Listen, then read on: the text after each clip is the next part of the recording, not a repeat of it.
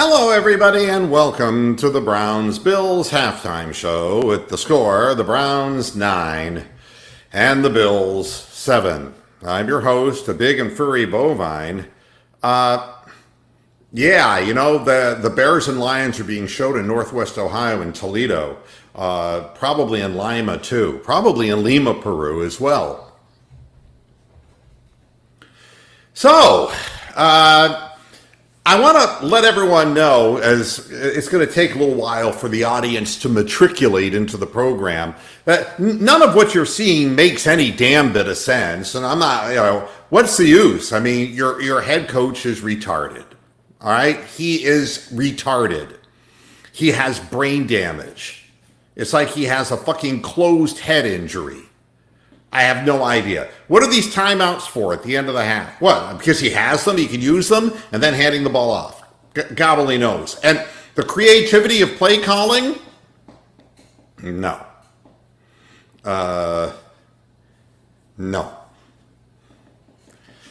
So, what I want to tell everybody is the post-game show today will have a new feature. And this is going to be something that we're going to be doing regularly now on the post-game show.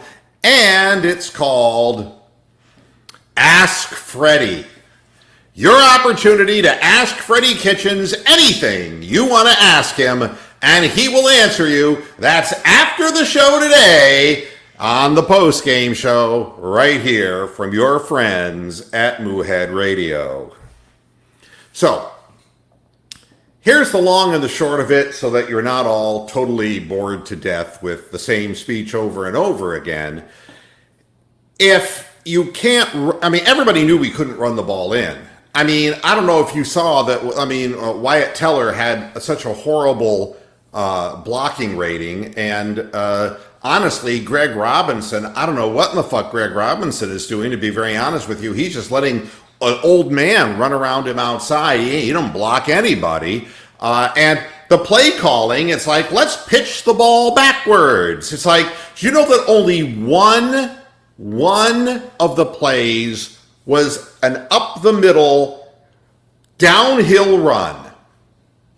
And all 9 plays that were called, one was a downhill run. And they made a good stop. But it was an opportunity, had Chubb been able to break that tackle to get into the end zone.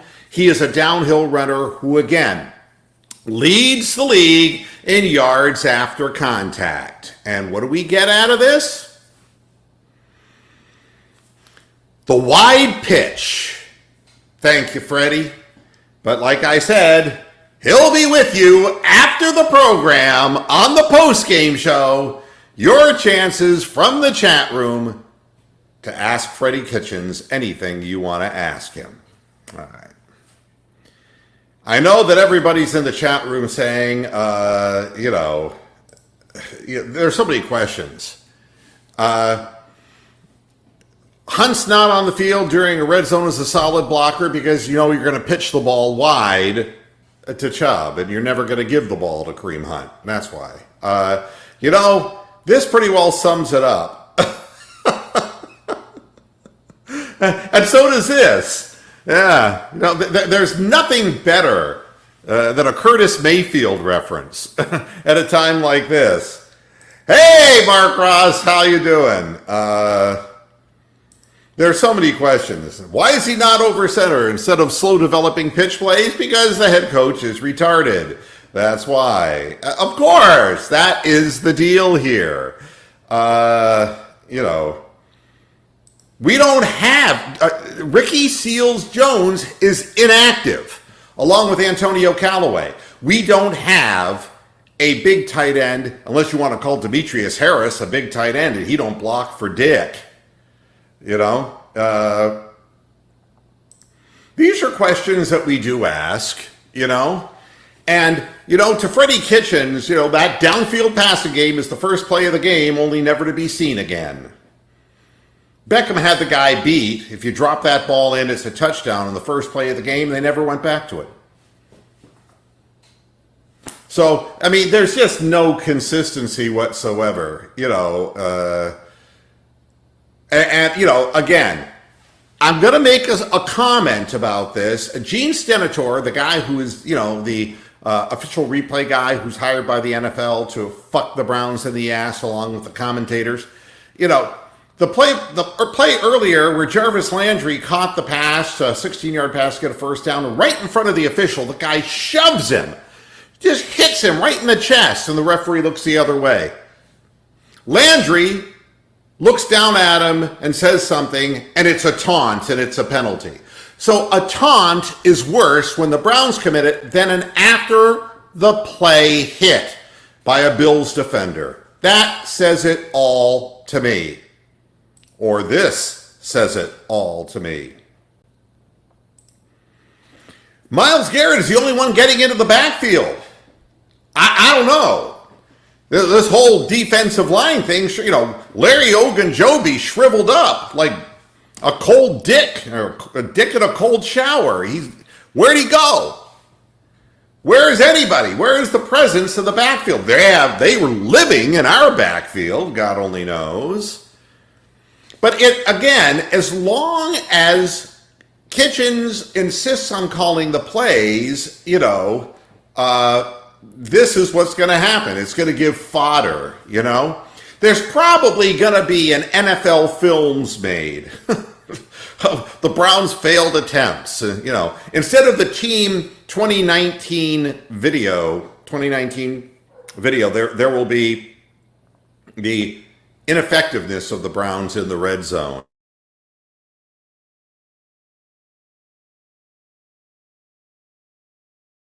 Like we lost a little bit of internet connectivity there. So don't worry, I'm with you. There are questions, is Myles getting mugged? Yeah, he always gets mugged, but he's the only one who's getting into the backfield. The rest of them aren't doing anything, so it doesn't matter. There's nobody else who's helping. Yeah, exactly right. This is the thing that's incredible. Take the fucking lead, take the fucking lead. But no, he was going to go for it because he's a stubborn redneck, and he's an ignorant, stubborn redneck. And that makes it worse, And he's just not in control of himself. He's yelling on the sidelines into that. I don't know who he's yelling at. Is he yelling at Monken? Who's he yelling at through the microphone? There's nobody around him, and there never is anyone. One thing I've learned. When the sights are on somebody and boom, when you're a target, nobody wants to stand near you. No one's standing near Freddie Kitchens on the sidelines, folks. And he's yelling and screaming, and God only knows who he's yelling and screaming to and what in the hell he's saying. He's calling the fucking plays, and they're stacking the line of scrimmage, getting into the backfield. He'd never heard of a quick hitter in his life, especially when he has a punishing running back. Yet we run the ball up the middle, hit midfield, and get chunks of yardage. It just doesn't make sense. The plays he's calling, we don't block well. That's what it is, Oh my God. The field goal, of course, was a no-brainer, but our coach has no brain. And he didn't see it that way, and it took a penalty. Thank God that L. Ron Hubbard moved, a legal motion so that it gave, the no-brain head coach a chance to send out his field goal kicker. It's just a clusterfuck. And the plays before halftime, what did he think he was going to accomplish with 8 seconds on the clock? Somebody please help me with this. And why does this man still have a job? I have no idea. It's crazy. I think you're right. I think that he's probably yelling in a pizza order, it's easy to come in with focus and you lose it once they've lost faith in the play calling. They've lost faith in one another. This is not Baker Mayfield. Baker Mayfield's doing what he's supposed to do. He's making the throws he's supposed to make. This is not him. This is a team they look like whipped puppies. And for all of this, local yokel, I'm a hick, common man, Freddie Kitchens bullshit, he's obviously full of negative reinforcement because these players, the second one thing, like one red zone failure happens, they lay down. And they let the quarterback run twice up the middle. I mean, there's no pursuit from the defensive line. They quit. These guys are whipped puppies, and this is what he's done to this team. And I don't know, maybe it's because he's yelling at them like he's yelling at somebody in the microphone. I got no idea. Yeah.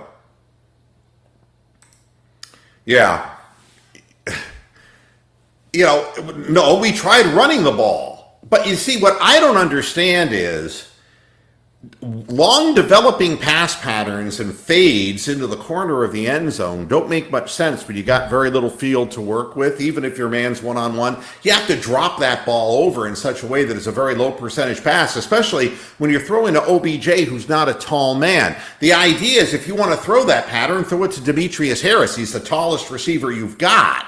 Where is Rashard Higgins? Where is Rashard Higgins? Has he even played a down? Could somebody check on that for me, please? Has Rashard Higgins even played a down? I don't know. I haven't even seen him on the field. Yeah, he loved that chicken at Popeyes. It's crazy. They're screaming because the offensive line isn't blocking. The play calling is poor. They're frustrated. They have to fire the coach. They're going to lose every game this year. You don't understand. He has sapped the morale and the spirit away from the team, and it's hopeless as long as the headless horseman is driving the carriage. It's crazy. The whole thing is crazy. I mean,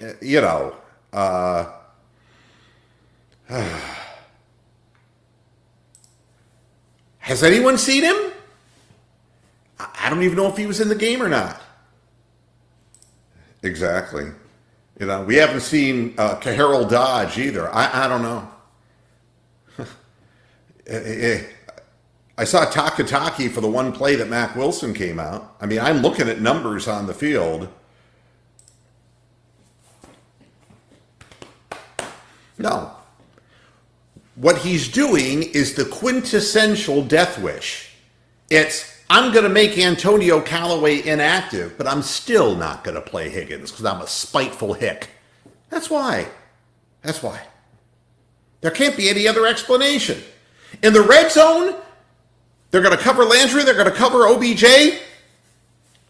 Why would you have Higgins in the game? He's got a great pair of hands, he runs precise patterns, and he'll go over the middle. Instead of you throwing fade patterns, why wouldn't you do it?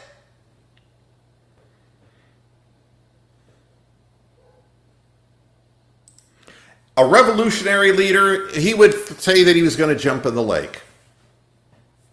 That's what he would say. He didn't know anything. The whole thing is just an unfortunate thing. We're back for the second half. I got to go and watch this nonsense. We will be back. I promise you. We will be back after the game with Ask Freddie. You'll see how this works on the post-game show after the game. We'll see you then. Bye-bye.